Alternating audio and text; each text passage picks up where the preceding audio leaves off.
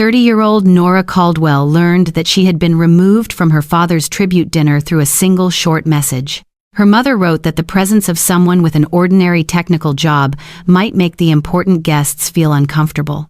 Nora read the message inside a glass office overlooking the Hudson River. Far below, workers were completing the final steel spans of the new bridge. No one in her family knew that the plans spread across the desk in front of Nora carried her signature. In the Caldwell household, her older brother Adrian was treated as though the future of the entire family rested in his hands. Adrian had studied business, spoke with effortless confidence, wore expensive suits, and always knew how to make people laugh at exactly the right moment. Whenever he entered a room, their father looked up. Whenever Nora spoke, he usually looked at his watch. As a child, Adrian had a private bedroom filled with sports trophies and framed photographs of his achievements. Nora slept in a small room beside the storage closet, where winter winds slipped through the gaps in the window. Their family was not short of money. Her father owned a construction company that had operated for generations, and her mother managed the city's charitable foundation. Nora always received whatever was left over, not because the family was struggling, but because that choice had been repeated so many times that it became an unspoken law. Nora learned early that if she wanted to survive in that house, she had to stop asking for anything. She did not cry when her father forgot her school science exhibition. She did not protest when her mother used Nora's savings to buy Adrian a new car. She simply remembered every moment she was left behind, like an engineer marking small cracks before they had the chance to spread. Nora's fascination began with an old railway bridge near her grandmother's house. While the other children saw nothing but rusted steel and fractured concrete, Nora saw tension, load distribution, and the way each beam held the structure together and kept it from collapsing. She often sat beside the river, sketching the bridge in an old notebook and correcting every load-bearing angle with a worn pencil. Her father called it daydreaming. Adrian said his sister belonged behind a desk, measuring things no one cared about. Her mother was gentler, but the contempt in her voice cut more deeply than open mockery. She advised Nora to choose a profession that was clean, stable, and easy to explain during elegant dinner parties. At 18, Nora received a full scholarship to a prestigious engineering institute. She placed the acceptance letter in front of her father and waited. He skimmed it, pushed it back across the table, and said the family was busy preparing for Adrian's graduation. Her mother only asked whether the institute was close to home. No one asked how many applicants Nora had defeated to earn that place. That night, she packed her clothes into 2 old suitcases. Her grandmother was the only person who took her to the train station. Before the doors closed, she held Nora's hand and told her that the strongest things were often built in silence. For years afterward, Nora's family believed she worked for a small consulting firm. They did not know that she had once saved a major project from collapse. They did not know she was the youngest engineer in the state ever granted authority to approve specialized structural designs. They certainly did not know that the company they often mentioned with pity actually belonged to Nora, and the event her mother had just asked her to avoid was not simply a night honoring her father. It was also the opening ceremony for the largest bridge in the city, where the most powerful figures in the construction industry were waiting to meet its chief designer. Her name was Nora Caldwell. Nora's first years at the institute were nothing like the dream she had imagined. She arrived in the city carrying 2 old suitcases, a notebook filled with sketches, and the money her grandmother had secretly slipped into her coat pocket. Her rented room was on the top floor of a crumbling building, where the water pipes shook whenever someone opened a faucet and winter winds slipped through the window frame like thin blades. During the day, Nora sat in lecture halls studying load capacity, vibration, and steel structures. At night, she wiped tables at a diner near the train station. When her shift ended, she returned to her room, placed the coins from her tips on the table, and continued drawing until her fingers became stiff from the cold. No one in her family called to ask how she was living. Her father sent only one message on New Year's Day, reminding her not to forget to congratulate Adrian on his recent promotion at the company. Her mother sent photographs of parties Nora had not been invited to, along with a few lines explaining that her brother was becoming the pride of the entire family. Nora read every message, but rarely replied. She had grown accustomed to being forgotten. What hurt more was that some part of her was still waiting. Every time her phone vibrated, she still hoped it might be her father asking about her examinations, or her mother wondering whether she had enough money to buy a warm coat. But that hope grew smaller with every passing year, until it became nothing more than a faint sound buried deep inside her chest. During her second year, Nora was selected by Professor Elias Hart to join a research team studying bridge structures under extreme wind conditions. He was known for being severe and had almost never praised a student. During their first session, he placed a model suspension bridge in front of Nora and asked what she saw. Nora did not speak about its beauty. She pointed to a connection beneath the bridge deck and explained that if the wind repeatedly changed direction, that section would experience more stress than the calculations predicted. The room fell silent. Elias studied her for a long moment, then removed his glasses. He told her that she did not simply see a bridge. She could hear where it was hurting. From that day forward, Nora worked under his guidance. She spent countless nights in the laboratory, testing every beam, every cable, and every miniature model. Sometimes a design failed just before the submission deadline. She would crush dozens of pages in frustration, wash her face with cold water, and begin again. She had no family supporting her. She had no emergency savings. She did not have the luxury of failing for long. After graduating, Nora turned down an offer from a major corporation and joined Elias's small engineering firm instead. The office had only 6 employees and operated inside a converted warehouse beside the river. She began by checking technical drawings, inspecting aging bridges, and writing reports that clients often never finished reading. 3 years later, a freight bridge in the north developed a serious crack. Senior experts believed the surface simply needed reinforcement. Nora disagreed. She realized the crack was not the cause. It was evidence of a deeper failure inside the load-bearing system. No one wanted to listen to a young engineer. Nora stayed awake for 2 nights, rebuilt the entire load model, and sent a warning directly to the regulatory authority. The emergency inspection that followed discovered that a critical connection assembly was dangerously close to structural failure. The bridge was closed only a few hours before a convoy of heavy trucks was scheduled to cross it. Nora's report saved dozens of lives. Elias did not organize a celebration. He simply placed an office key on her desk and told her that from that day forward, she was no longer an employee, she was his partner. Several years later, when Elias retired, Nora purchased the entire firm and renamed it Caldwell Structural. Her family knew nothing about it. In her father's eyes, Nora was still a technical employee who inspected roads and bridges. In her mother's eyes, she was a daughter who lived simply because she had never become successful.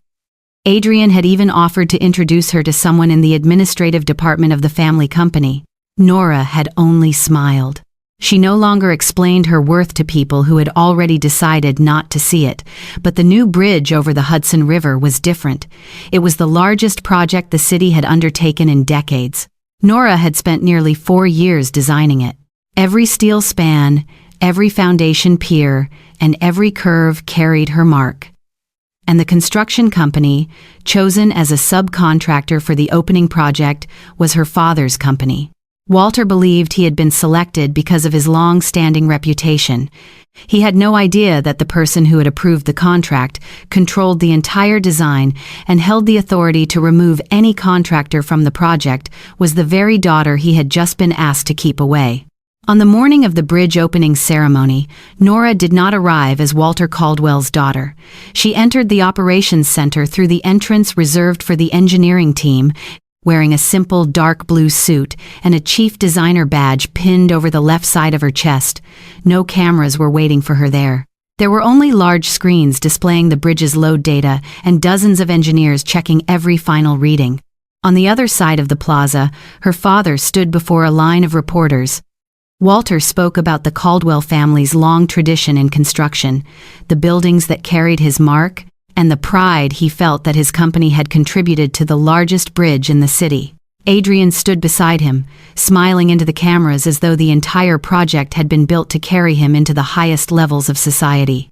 Nora's mother had spent weeks preparing for the ceremony. She bought a new dress, reserved a private table, and sent invitations to influential people. When a relative asked whether Nora would attend, she gave a faint smile and said her youngest daughter was not comfortable at events of that scale. No one in the family knew that Nora was less than 100 meters away. 10 minutes before the ceremony was scheduled to begin, a young engineer rushed into the operations room with a pale face. The final inspection results showed that a group of bolts in the eastern access section did not match the approved specifications. Nora rose immediately. She did not raise her voice. It was her silence that made the entire room tighten. Those bolts had been supplied by Caldwell Construction. The records stated that the materials met the highest standard, but the samples taken from the site were from a cheaper grade, with a load capacity nearly 1/4 lower. They were not weak enough to make the bridge collapse immediately, but under thousands of vehicles every day, that difference could become a disaster waiting to happen. Nora ordered the entire eastern section sealed and instructed the organizers to stop the opening ceremony. Outside in the plaza, the welcoming music suddenly went silent. The guests began whispering among themselves. Walter turned toward the event staff and angrily demanded to know who had the authority to delay a city-level ceremony. The answer arrived moments later. Nora stepped onto the stage. For the first few seconds, her mother assumed that her daughter had deliberately appeared to embarrass the family. Adrian clenched his jaw, while Walter looked at Nora with the same cold expression she had known all her life. He walked toward her and lowered his voice, telling her to leave the area reserved for important guests. Before Nora could respond, the mayor stepped forward and shook her hand in front of hundreds of people. He introduced Nora Caldwell as the chief designer of the entire project, the founder of Caldwell Structural, and the engineer with final approval authority over the bridge. The crowd fell completely silent. Her mother looked up at the large screen behind the stage. Nora's image appeared beside the master plans, followed by a list of engineering awards her family had never known about. Walter stood motionless. Adrian turned his face away as though the light had exposed a secret he had desperately wanted to bury. But the real revelation had not yet come. In front of the city officials and reporters, Nora announced that the bridge opening had to be postponed because materials had been found that did not match the official records. She did not mention her family connection. She simply presented the facts in a calm, clear, and precise voice. Walter immediately denied the accusation. He said his company had never used inferior materials. Nora signaled for the audit team to display the documents on the screen. The order to change the materials had been signed 3 weeks earlier. The person who approved it was Adrian Caldwell. Adrian began to stammer, saying it had only been a temporary decision to reduce costs. He insisted that everything was still safe, and accused Nora of overreacting because of personal resentment. Nora looked at her brother for a long time. She remembered the child who had once stood unheard in a cold room. She remembered the young woman who had worked herself to exhaustion because she could not afford to fail. But at that moment, there was no anger left inside her. There was only responsibility. Nora announced that her father's company would be suspended from the project until the investigation was complete. Every piece of material that failed to meet the approved standard would have to be removed and replaced at the contractor's expense. Walter called her name, not with command in his voice for the first time, but with panic. Nora did not turn around. Behind her, the bridge still stood beneath the sunlight. It did not open that day. But for the first time in her life, Nora was no longer standing in the shadow of her family. They were standing beneath the structure she had created. 3 days after the ceremony, the Caldwell name appeared on every news report in the city. But this time, people were not speaking of Walter as an icon of the construction industry. They were speaking about the substituted materials, the contract under investigation, and the suspension that had forced several of his company's projects to stop. Adrian disappeared from public view. He turned off his phone, locked himself inside his office, and blamed everyone except himself. In his mind, Nora was not the person who had prevented a disaster. She was the younger sister who had destroyed the future he had always believed belonged to him. Walter was different from his son. He did not hide, but the pride inside him began to fracture. For years, he had believed he understood everything about structures. He could look at a building and estimate how long it would remain standing, but he had never noticed the cracks spreading through his own family. Only when they were exposed before hundreds of people did he realize that the foundation had been weak for a very long time. Nora did not return home. She spent the following days at the construction site, supervising the removal of every piece of material that failed to meet the required standard. At night, after everyone had left, she often stood alone among the enormous steel spans. The river below reflected the lights in long, cold streaks. She had imagined that exposing the truth would feel like victory. But there was no victory. There was only relief mixed with sadness. Nora took no pleasure in seeing her father lose the contract. She felt no satisfaction when Adrian came under investigation. What she had wanted since childhood was never to make them bow their heads. She had only wanted to be seen once, to be heard, and to be treated like a real member of the family. Her phone continued to ring. Her mother left several messages. At first, she blamed Nora for not warning them. Then she said the matter should have been handled privately. By the final message, her voice had grown quieter. She admitted that she had no idea what kind of woman her daughter had become. Nora listened to every message, but she did not call back. 1 week later, Walter appeared at the offices of Caldwell Structural. He was not wearing a suit. He had no assistant with him. His face had aged visibly in only a few days. The receptionist asked whether he had an appointment. Walter remained silent for a long time before admitting that he did not. Nora still agreed to see him. When Walter entered her office, he saw engineering plans covering the walls. He recognized several famous structures he had once admired, all bearing the name of his daughter's company. Engineering awards lined the shelves. Inside a glass display case stood a model of the old railway bridge Nora had drawn as a child. Walter stood before the model as though he were looking back at a part of the past he had chosen to forget. He did not ask Nora to save his company. He did not defend Adrian. For the first time in his life, he said that he had been wrong. The apology was awkward, broken, and far too late. But Nora listened. She did not interrupt him. She did not rush to forgive him either. When Walter asked whether they could begin again, Nora told him they could not return to the beginning. What had happened could not disappear simply because someone had finally recognized his mistakes, but they could build something different, something slower, something more honest. Something that could exist only if both of them accepted responsibility for every span they tried to reconnect. Nora required her father to cooperate fully with the investigation, cover the repair costs, and remove Adrian from every management position until he accepted responsibility for his decision. Walter nodded. Not as a father granting his daughter approval, but as a contractor who had finally understood who held the authority. 2 months later, the bridge passed a new inspection and officially opened. Nora stood among her engineers, not beside her family and not searching for anyone's approval.